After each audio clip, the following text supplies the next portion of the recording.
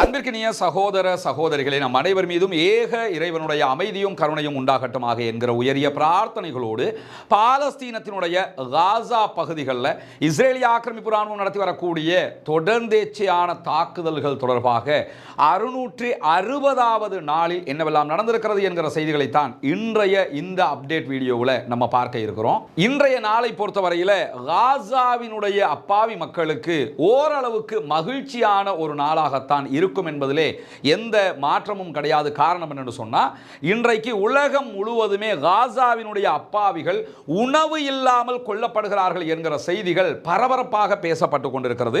மீண்டும் உலக நாடுகள் எல்லாம் இது தொடர்பான தங்களுடைய கருத்துக்களை சொல்ல ஆரம்பித்திருக்கிறார்கள். ஒவ்வொரு நாடுகளுக்குள்ளும் ஆர்ப்பாட்டங்கள் எல்லாம் நடத்த ஆரம்பிக்கப்பட்டிருக்கிறது. இந்த சூழல்ல இஸ்ரேலுக்கு தெரியும், மீண்டும் நமக்கு எதிரான பேச்சுக்கள் எல்லாம் ஆரம்பித்திருக்கிறது. எனவே இதை நம்ம எப்படி குறைக்கிறது என்கிறதுக்காக அவர்கள் திட்டமிட்ட ஒரு செயல்பாடு தான் உடனடியாக இன்னைக்கு காசாவுக்குள்ள உணவு கொடுக்கிறதுக்கு அனுமதிக்கிறோம், 10 மணி நேரம் நீங்க உணவு கொடுக்கலாம் என்று சொல்லி திடீரென்று ஒரு அறிவிப்பை அவர்கள் விடுத்திருக்கிறார்கள். திடீரென்ற அறிவிப்பு அவர்கள் விடுத்திருந்தாலும் அந்த அறிவிப்பினால் காசா மக்களுக்கு ஒரு நலவு நடக்கிறது என்பது ஒரு புறம். ஆனால் இரண்டாவதாக நம்ம புரிய வேண்டிய மெயின் விவகாரமே என்னன்னு சொன்னா, இந்த அறிவிப்பு ஒரு திசை திருப்பல் என்பதிலே எந்த மாற்றமும் இல்லை. யுத்தத்தை நிறுத்திவிட்டு உணவை கொடுங்க என்று சொல்வதுதான் தார்மீகம். ஆனால் யுத்தத்தை நடத்திக்கிட்டே என்ன பண்ணுறாங்கன்னு கேட்டால், உணவு கொடுங்கன்னு ஏன் திறந்து விடுறாங்கன்னா, சர்வதேச அளவில் காசா மக்கள் பட்டினியால் கொல்லப்படுகிற புகைப்படங்கள் வீடியோக்கள் எல்லாம் வெளியாகி கொண்டே இருக்கிறது. அதை தணிப்பதற்கான செயல்பாடு தான் இது. இதே நேரத்தில் இன்றைக்கு உணவு வழங்கப்பட்டது என்பது ஜோர்தான் பார்டர் வழியாகவும் ஈஜிப்டினுடைய ரஃபா பார்டர் வழியாகவும் ஓரளவுக்கான உணவுகள் வழங்கப்பட்டிருக்கிறது. லாரிகள் உள்ள வந்திருக்கிறது. அந்த காட்சிகளும் இன்றைக்கு வெளியாகி இருக்கிறத நீங்க பார்க்கலாம். இது வந்து ஜோர்தான் பார்டரால உள்ள வருகிற காட்சிகளை தான் நீங்க பார்க்குறீங்க. இன்றைக்கு உள்ளே வரக்கூடிய இந்த உணவுகள் ஜோர்டான் பார்டராக இருந்தாலும் சரி, ஈஜிப்டுடைய பார்டராக இருந்தாலும் சரி, இதை திறக்கிற அதிகாரம் ஜோர்டானுக்கும் ஈஜிப்டுக்கும் இருக்குது. உள்ள போனதுக்கு அப்புறம் என்ன நடக்கும்ங்கிறது ரெண்டாவது. ஆனால் அவங்களே திறக்காம மூடி வைத்திருக்கக்கூடிய சூழல் இருக்கிறது. கேட்டா எங்களுக்கு இஸ்ரேல் வந்து திறக்க அனுமதிக்கலைங்கிறாங்க. பார்டர் உன் கையில் இருக்குதுன்னா திறந்துட வேண்டியதானே என்கிற கேள்விதான் உலகம் முழுவதும் எழுப்பப்படுகிற நிலையில் இதை தாண்டி இன்றைக்கு ஏர்ட்ரூப்பும் செய்யப்பட்டிருக்கிறது என்கிற காட்சிகளும் இன்றைக்கு வெளியாகி இருக்கிறது. இன்றைக்கு ஜோர்டானுடைய விமானங்களும் அதே போன்று UAE ஐக்கிய அரபு அமீரகத்தினுடைய விமானங்களும் இன்னைக்கு உணவுகளை பாராசூட் வழியாக ஏர்ட்ரூப் பண்ணியிருந்தாங்க. கிட்டத்தட்ட 25 டன் உணவுகள் ஏர்ட்ரூப் வழியாக வழங்கப்பட்டிருக்கக்கூடிய செய்திகளும் வெளியாகி இருக்குது. இதில் நீங்க என்ன பார்க்கணும்னா, ஏர்ட்ரூப் பண்ணுவதை ஐநாவே இன்றைக்கு எதிர்த்திருக்கிறார்கள். அதை நீங்க பண்ணாதீங்க, பெரிய ஆபத்துக்கள் எல்லாம் உருவாகி கொண்டிருக்கிறது, அங்கே உயிர் பலிகள் ஏற்படக்கூடும் என்கிற செய்திகளை நேத்தே நம்ம இதை புரிய வச்சிருந்தோம். இப்படியான ஒரு சூழல்ல தான் UAEயும் ஜோர்டானும் இன்றைக்கு ஏர்ட்ரூப் பண்ணியிருக்கிறாங்க. இத்தனை நாளா பண்ணாம திடீர்னு இன்னைக்கு தான் அவங்களும் பண்ணிக்கிட்டு இருக்கிறாங்கன்னா எல்லோருமே நடிக்கிறார்கள் என்பதையும் நம்ம புரிஞ்சுக்கிறோம். அதுல நீங்க பாத்தீங்கன்னா ஏர்ட்ரூப் 12 ஆயிடுச்சு. வெறும் 25 டன்னு தான் கொண்டு வந்து அவங்க போட்டுக்கிறாங்கன்னு சொன்னா, ஏன் பண்றது பண்றிய ஒரு 500 டன் உணவையாவது போட்டலாமா இல்லையா? போட்டு ஆயிடுச்சுன்னா அள்ளி கொட்டிட வேண்டியதானே. அதை கூட அவங்க செய்யல. வெறுமனே 25 டன் உணவுகள் தான் ஏர்ட்ரூப் பண்ணப்பட்டிருக்கக்கூடிய சூழல் இன்றைக்கு உருவாகி இருக்கிற நிலையில தான் ஐநாவினுடைய நிபுணர் இந்த ஏர்ட்ரூப் பண்றதை நிறுத்திட்டு காசா பார்டரை திறந்து விடுங்க, அதனூடாக உள்ளே உணவுகளை கொண்டு வருவதற்கு அனுமதிக்க வேண்டும் என்று சொல்லியிருக்கக்கூடிய சூழல்ல காசாவினுடைய உள்விவகார அமைச்சகம் இன்றைக்கு வெளியிட்டிருக்கக்கூடிய அறிவிப்பில் என்ன சொல்லியிருக்கிறாங்கன்னு சொன்னா, கிட்டத்தட்ட ஒரு நாளைக்கு குறைந்தது 600 லாரிகள்ல உணவு வேணும். அதுக்கு குறைய நீங்க உணவெல்லாம் கொடுத்து காசா மக்களை கண்ட்ரோல் பண்ண முடியாம இருக்குது. ஏன்னா 25 லட்சம் மக்கள் இருக்கிறாங்க. 25 லட்சம் மக்களுக்கு குறைந்தது ஒரு நாளைக்கு ஒரு 2500 லாரியாவது உள்ள வரணும். ஆனா மினிமம் என்ன கேட்கிறாங்கன்னா, 600 லாரிகளாவது வந்தால் தான் இந்த பஞ்சத்தை கட்டுப்படுத்த முடியும் என்கிறது பாலஸ்தீனத்தினுடைய அமைச்சகம் என்கிற செய்திகளும் இன்றைக்கு வெளியாகி இருக்கக்கூடிய சூழலை நம்ம பார்க்கிற அதே நேரம், இன்றைய தினம் வித்தியாசமான மேலதிக ஒரு அறிவிப்பை நெதர்லாந்து வெளியிட்டிருக்கிறது. என்ன அறிவிப்புன்னு சொன்னா, தன்னுடைய நாட்டுக்கு அச்சுறுத்தலான நாடு என்கிற ஒரு பட்டியல் அவங்க உருவாக்கி இருக்கிறாங்க. முதலாக உருவாக்கப்பட்ட ஒரு பட்டியல்.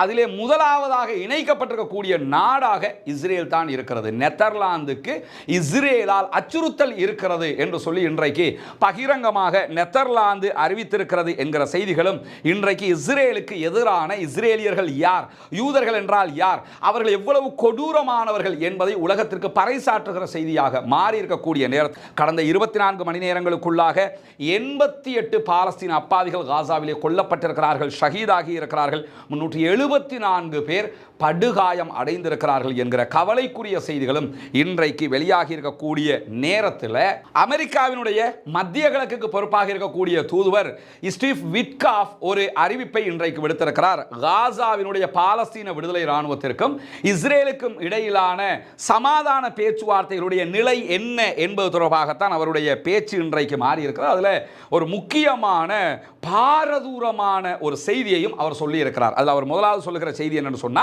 பாலஸ்தீன விடுதலை அமைப்பினுடனான பேச்சுவார்த்தைகள் சரியான திசையில் மீண்டும் பயணிக்கிறது. அந்த ஏற்கனவே இஸ்ரேல் நாங்கள் வெளியேறோம்னு வெளியேறிட்டாங்க, ஆனால் திரும்பவும் இல்லை நீங்கள் வரணும்னு சொல்லி இழுத்து பிடிச்சி வச்சு பேச்சுவார்த்தை நடந்துகிட்டு இருக்குது. எனவே சரியான திசையில் போய்கொண்டிருக்கிறது என்று சொல்லக்கூடிய ஸ்டீவ் விட்காஃப் மேலதிகமாக என்ன சொல்றாருன்னு சொன்னா, இந்த பேச்சுவார்த்தையின் இறுதி ஃபைனல் கட்டாக எது இருக்கும்னு சொன்னா, ஆபிரகாம் ஒப்பந்தங்கள் விரிவடையலாம் அப்படிங்கிறார். ஆபிரகாம் ஒப்பந்தம் என்று சொன்னால் என்னன்னு சொன்னா, ஏற்கனவே முதல் தடவை அமெரிக்காவினுடைய அதிபராக டொனால்ட் ட்ரம்ப் இருந்தார் இல்லையா, இருக்கிற காலகட்டத்தில் என்ன பண்ணாருன்னு சொன்னா, இஸ்ரேலை தனி நாடாக ஒப்புக்கொள்ளுகிற ஒரு தீர்மானத்தை அரபு நாடுகளுக்கு கொண்டு வந்தார். அந்த அடிப்படையில் 3 நாடுகள் என்ன பண்ணாங்கன்னா, இஸ்ரேலை தனி நாடாக நாங்கள் ஏற்றுக்கொள்கிறோம், எங்களுடைய தூதுவர் ஆலயத்தை அமைத்துக் கொள்கிறோம், அவங்களுக்கும் எங்களுக்கும் இடையில உறவு பாராட்டிக் கொள்கிறோம் என்று ஒப்புக்கொண்டார்கள். அதில் பஹ்ரைன் முதல் கட்டமாக, அதே நேரத்தில் UAE ஐக்கிய அரபு அமீரகம், அதே போன்று மொரோக்கோ, இந்த 3 நாடுகளும் இஸ்ரேலை தனி நாடாக அங்கீகரிச்சிருந்தாங்க. இதுக்கு முன்னாடியே டர்க்கி தனி நாடாக இஸ்ரேலை துருக்கி அங்கீகரிச்சிருக்கிறாங்க, ஈஜிப்ட் தனி நாடாக அங்கீகரிச்சிருக்கிறாங்க, ஜோர்டான் தனி நாடாக அங்கீகரிச்சிருக்கிறாங்க. இப்படியான அங்கீகாரங்கள் இருக்கிற நிலையில் தான் இந்த ஆபிரகாம் ஒப்பந்தத்தினூடாக இந்த 3 நாடுகளும் மேலதிகமாக இஸ்ரேலை தனி நாடாக அங்கீகரித்திருந்தது. இப்போ உள்ள பிரச்சனை என்னன்னா, பாலஸ்தீனத்தை தனி நாடாக ஆக்குங்கிறது தான் பிரச்சனை. ஆனால் அமெரிக்கா என்ன பண்ணுதுன்னு சொன்னா, பாலஸ்தீனத்தை தனி நாடாக ஆக்குறதுக்கு முன்னாடி இஸ்ரேலை தனி நாடாக ஒப்புக்கொண்டு அரபு நாடுகள் எல்லாம் இஸ்ரேலோட இணைஞ்சுக்கிறங்க, இஸ்ரேலோட நட்பு பாராட்டிக்கிறங்க, இஸ்ரேலை ஒரு நாடாக அங்கீகரிச்சுக்கிறங்க என்கிற வேலையை பார்க்குறாங்க. ஸ்டீவ் விட்காஃபினுடைய அறிக்கையில் என்ன சொல்றாருன்னு சொன்னா, இந்த ஆண்டு இறுதிக்குள் கிட்டத்தட்ட 10 நாடுகள் ஆபிரகாம் ஒப்பந்தத்தில் இணையும்ங்கிறாரு. 10 நாடுகள்னா வேற யாரும் இல்லை, அங்கே யூரோப்பில் இருக்கிற நாடோ அந்தார்டிகாவில் இருக்கிற ஆக்களோ என்று அர்த்தம் இல்லை. அரபு நாடுகள், மத்திய கிழக்கில் மிடில் ஈஸ்டில் இருக்கக்கூடிய 10 நாடுகள் இஸ்ரேலை தனி நாடாக அங்கீகரிக்கும் என்கிறார். ஏற்கனவே இந்த காசா போர் மட்டும் வந்தில்லைன்னு சொன்னால் சவுதி அரேபியாவே இஸ்ரேலை தனி நாடாக அங்கீகரித்திருக்கும். அந்த நிலைமைக்கு தான் அவங்க போய் கொண்டிருந்தாங்க. இந்த வாரால் தான் அது பின்னாடி வந்துச்சு. ஆனால் இன்றைக்கு ஸ்டீவ் விட்காஃப் சொல்லியிருக்கக்கூடிய செய்தியில் என்ன சொல்றாருன்னு சொன்னால், 10 அரபு நாடுகள் உடனடியாக இஸ்ரேலை தனி நாடாக அங்கீகரிக்க போகிறது. இந்த ஆண்டு இறுதிக்குள் அது நடக்கும்ங்கிறாங்க. இதை செய்யறதுக்கு முனைப்பு காட்டக்கூடிய அமெரிக்கா, பிரான்ஸ் பாலஸ்தீனத்தை தனிநாடாக அங்கீகரிக்க போகிறது என்னும் போது நீங்க அதை செய்யக்கூடாது, சமாதானத்துக்கு பெரிய பிரச்சனை ஆகிரும், அது அமைதியை கெடுக்கும்ங்கறாங்க. பாலஸ்தீனம் தான் அவர்களுடைய சொந்த நாடு, எனவே பாலஸ்தீன மக்களுக்கு தான் நாட்டினுடைய உரிமை கொடுக்க வேண்டும். ஆனால் அரபு நாடுகள் அதற்கு முன்பதாக இஸ்ரேலை அங்கீகரிக்கிற இந்த போங்கிலே போய்கொண்டிருக்கிறது என்பதையும் இந்த செய்திகளில் நம்ம தெரிந்து கொள்ளுகிற அதே நேரத்தில் இன்றைக்கு இன்னும் ஒரு முக்கியமான செய்தியும் வெளியாகி இருக்கிறது. என்னன்னு சொன்னா, உளவியல் நெருக்கடிகளால் பாதிக்கப்பட்ட இஸ்ரேலுடைய போர்சஸினுடைய எண்ணிக்கை தொடர்ந்து அதிகரிக்கிறது என்கிற செய்தியை எடியோத் அஹ்ரோனோத் என்கிற இஸ்ரேலிய பத்திரிகை இன்றைக்கு வெளியிட்டிருக்கிறது. குறிப்பாக அக்டோபர் 7, 2023க்கு பிறகு நடைபெற்ற இந்த யுத்தத்தினூடாக கிட்டத்தட்ட 10,000க்கும் மேற்பட்ட இஸ்ரேலுடைய போர்சஸ் என்ன பண்றாங்கன்னா, உளவியல் நோய்களுக்காக ட்ரீட்மெண்ட் எடுத்துக்கொண்டிருக்கிறாங்க என்கிறது எடியோத் அஹ்ரோனோத். இதே எடியோத் அஹ்ரோனோத் இதுக்கு முன்னாடி 70,000 பேர் வரைக்கும் இதை செய்கிறாங்க என்கிற செய்திகள் எல்லாம் வெளியிட்டிருக்கிறாங்க. ஏன்னா நிறைய உண்மைகளை மறைத்து தான் இஸ்ரேல் செய்திகளை சொல்கிறது. இன்னைக்கு வெளியாக இருக்கிற செய்தியில் 10,000 பேர் இருக்கிறாங்க. சரி, 10,000 பேருக்கு பைத்தியம் முடிச்சிருக்குன்னு அர்த்தம். அந்த மாதிரி உளவியல் நோய்களுக்கு பாதிக்கப்பட்டிருக்கிறாங்க. மன அழுத்தத்தால் பாதிக்கப்பட்ட பெரும்பாலானவர்கள் இளைஞர்களாக இருக்கிறார்கள். இந்த வார்ல காசாவில் சண்டையிட்டு அவங்களுக்கு மன அழுத்தம் ஏற்பட்டிருக்கிறது. குறிப்பாக அக்டோபர் 7 முதல் இந்த நெருக்கடிகளால் பாதிக்கப்பட்டவங்க, அதே போன்று கொல்லப்பட்டவங்க மொத்தமாக 19,000 பேர் இருக்கிறார்கள் என்கிறது இஸ்ரேல். ஒரு கட்டத்தில் 13,000 பாங்க, ஒரு கட்டத்தில் 70,000 பாங்க, ஒரு கட்டத்தில் 19,000 பாங்க. இப்ப 19,000 பேர் கொல்லப்பட்டிருக்கிறார்கள். அது யுத்தத்திலையும் உளவியல் நோய்களாலும் கொல்லப்பட்டிருக்கிறாங்க என்கிற செய்திகளை இஸ்ரேல் இன்றைக்கு வெளியிட்டிருக்கிறார். அதே நேரம் 12,000க்கும் மேற்பட்டவர்கள் உளவியல் நெருக்கடிகளுக்கு தொடர்ந்து சிகிச்சை எடுத்து வருகிறார்கள் என்கிற செய்திகளும் வெளியாக இருக்கு. மொத்தத்தில் காசா அப்பாவிகளை அழிக்க சென்றவர்கள் உளவியல் நோய்களுக்கு உள்ளாகி தத்தளித்துக் கொண்டிருக்கிறார். ஆனால் காசாவுடைய மக்கள் நீங்க எடுத்துக்கிட்டீங்கன்னா 75,000க்கும் மேற்பட்டவங்க கொல்லப்பட்டிருக்கிறாங்க, 1,40,000க்கும் மேற்பட்டவங்க படுகாயம் அடைந்திருக்கிறாங்க, முழு நாடு அழிக்கப்பட்டிருக்கிறது. ஆனால் அவங்களுக்கு உளவியல் ரீதியாக இந்த மாதிரி நிலைமை இருக்குதான்னு சொல்லி பார்த்தீங்கன்னா அல்லாஹ்வுடைய உதவியில் அப்படி எந்த செய்திகளையும் நீங்கள் பார்க்க முடியாது. காரணம் என்ன தெரியுமா? தெரியுமா? வைதா அசாபத்துஹும் முஸீபா காலு இன்னா லில்லாஹி வ இன்னா இலைஹி ராஜிஊன். இஸ்லாத்தினுடைய அடிப்படை கான்செப்டே அதுதான். உங்களுக்கு ஏதாவது துன்பம், கஷ்டம், துயரம், முசீபத்துகள் ஏற்படுகிறதா, இன்னா லில்லாஹி வ இன்னா இலைஹி ராஜிஊன் சொல்லிக்கிட்டு போய்கிட்டே இருங்க. மௌத்தா போனா மட்டும் சொல்றது இல்லை. இது என்ன கஷ்டம் வந்தாலும் இன்னா லில்லாஹ், என்ன மகிழ்ச்சி வந்தாலும் அல்ஹம்துலில்லாஹ். அந்த ஒரு தத்துவம் அவர்களிடத்தில் இருக்கிறதுனால, இஸ்லாத்தினுடைய அடிப்படையை புரிந்திருக்கிற காரணத்தினால இவ்வளவு அழிவுகள் ஏற்பட்டும் அவர்களால் நெஞ்சை நிமிர்த்தி நிற்க முடிகிறது. ஆனால் இஸ்ரேலிய ஆக்கிரமிப்பு இராணுவத்தினால துவண்டு போய் இருக்கக்கூடிய காட்சிகள் நம்ம பார்க்கிற அதே நேரத்தில் இன்றைக்கு இஸ்ரேலுடைய முக்கியமான இராணுவ அதிகாரி ஒருவரை மேற்கோள் காட்டி எடியோத் அஹ்ரோனோத் இன்னொரு செய்தியை வெளியிட்டிருக்கிறார்கள் இஸ்ரேலுடைய பத்திரிகை. காசாவினுடைய போர் என்பது மிக மிக ஆபத்தானது, யுத்தத்தை முடிவுக்கு கொண்டு வாருங்கள் என்று அரசாங்கத்தை தொடர்ந்து நாங்கள் கேட்டுக்கிட்டு இருக்கிறோம்.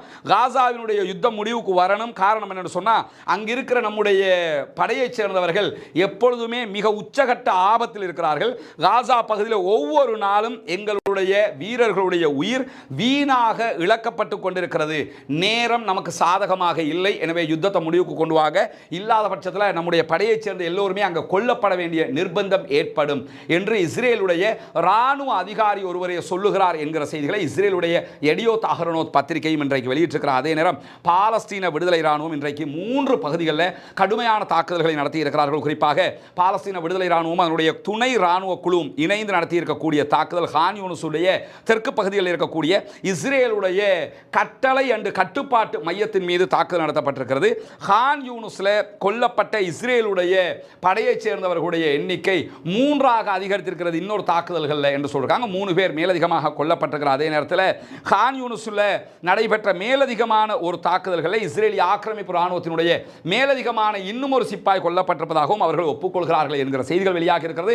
கோலானி படைப்பிரிவை சேர்ந்தவன் தான் இப்படி கொல்லப்பட்டிருக்கிறார் என்கிற செய்திகளையும் பார்க்க முடிகிறது. எனவே மொத்தமாக குறைந்தது 4 பேர் கொல்லப்பட்டிருக்கிறார்கள் என்கிற நிலையில் கான் யூனிஸ்ல ஆரம்பமாக நடந்த தாக்குதல்களை எத்தனை பேர் கொல்லப்பட்டிருக்கிறார்கள் என்கிற செய்திகள் இதுவரை வெளியாகவில்லை. இந்த சூழலை நமக்கெல்லாம் தெரியும். காசாவில் உணவு கொடுங்க, காசா மக்களுக்கு உணவு கொடுக்காம இருக்கக்கூடாது என்று சொல்லி காசா மீதான கடற்படை முற்றுகையை உடைப்பதற்காக ஏற்கனவே ஃப்ரீடம் ஃப்ளோட்டிலா கப்பல்ல தன்பர்க் அவங்க வந்ததை போல இந்த தடவையும் என்ன பண்றாங்கன்னா, ஹம்தலா என்கிற ஒரு கப்பல்ல நிறைய சகோதரர்கள் இணைந்து உணவுகளை எடுத்துக்கொண்டு நாங்கள் காசாவுக்கு வர்றோம் என்று வந்தாங்க. இன்றைக்கு காசாவை நோக்கி வந்தவர்கள் கைது செய்யப்பட்டார்கள், தாக்குதலுக்கு உள்ளாக்கப்பட்டார்கள். இஸ்ரேலிய ஆக்கிரமிப்பு ராணுவம் அவர்களை கைது செய்து இன்றைக்கு அஷ்டோது துறைமுகத்திற்கு அழைத்து சென்றிருக்கிற செய்திகள் வெளியாக இருக்கு. இங்க நீங்க பார்க்கலாம், கப்பலுக்குள்ள போய் அவங்களை கைது செய்கிற காட்சி, அதே நேரத்தில் கப்பலை சுற்றி வளைத்து அவங்க தாக்குதல் நடத்திய காட்சிகள் பதிவாகி இருக்கிறது. அந்த கப்பல் எந்த ரூட்ல வந்தது என்கிற செய்திகள் எல்லாம் பதிவாகி இருக்கிற அதே நேரத்தில் இந்த கப்பலுக்குள்ளே இருந்து அல் ஜசீராவினுடைய பத்திரிகையாளரும் கைது செய்யப்பட்டிருக்கிறார் என்கிற செய்திகளும் இன்றைக்கு வெளியாகி இருக்கிறது. இப்படியான சூழல்ல நமக்கெல்லாம் தெரியும், பிரான்ஸ் பாலஸ்தீனத்தை தனிநாடாக அங்கீகரிக்க போகிறோம் என்கிற காரியத்தில் ரொம்ப மும்முரமாக இருக்கிறாங்க. 9வது மாதத்தினுடைய ஆரம்பத்தில், செப்டம்பர் ஆரம்பத்தில் நடைபெற இருக்கிற நியூயார்க்கினுடைய ஐநாவினுடைய கூட்டத்தொடரில் தான் பாலஸ்தீனத்தை தனிநாடாக அங்கீகரிக்க போகிறோம் என்கிற செய்திகளை இன்றைக்கும் இம்மானுவேல் மெக்ரான் பிரான்சினுடைய அதிபர் விடுத்திருக்கக்கூடிய அறிக்கையில் பார்க்கலாம். இன்றைக்கு அவர் டர்க்கியினுடைய அதிபர் அர்துகானை சந்திச்சதுக்கு பிறகு ஊடகங்களுக்கு பேசியிருக்கக்கூடிய செய்தியில் என்ன சொல்றாருன்னு சொன்னா, காசாவில் குழந்தைகள் பட்டினியாக கிடப்பதை நாங்கள் ஒருபோதும் ஏற்றுக்கொள்ள முடியாது. இருநாட்டு தீர்வுகளை மேற்கொள்வதுதான் எங்களுக்கு தேவையானது. அதை பற்றி தான் அர்துகானோடும் பேசியிருக்கிறேன் என்று சொல்லக்கூடியவர் பாலஸ்தீனத்தினுடைய அதே போன்று இஸ்ரேலுடைய பாதுகாப்பை உறுதி செய்வதற்கு தேவையான அனைத்தையும் நம்ம பண்ணணும், 2 நாடுமே பாதுகாப்பாக இருக்கணும் அப்படின்னு சொல்றாரு. அடுத்ததாக ஜூலை 28 அதே போன்று 29ஆம் தேதிகளில் நடைபெறுகிற நியூயார்க் மாநாடு இரு நாடுகள் தீர்வை அடிப்படையாக கொண்ட நிரந்தர தீர்வுக்கான புதிய பாதையாக இருக்கும் அப்படிங்கிறாரு. அடுத்த மாதம் 28 ஆரம்பிக்குது, அது அப்படியே செப்டம்பர் வரைக்கும் போகும். அந்த நேரத்தில் நாங்கள் பாலஸ்தீனத்தை தனிநாடாக அங்கீகரிக்க இருக்கிறோம் என்று சொல்லக்கூடியவர் இந்த அங்கீகாரம் என்பதில் எந்த விதமான பின்னடைவும் கிடையாது, அதை நாங்கள் செஞ்சே தீர்வோம் அப்படிங்கிறாரு.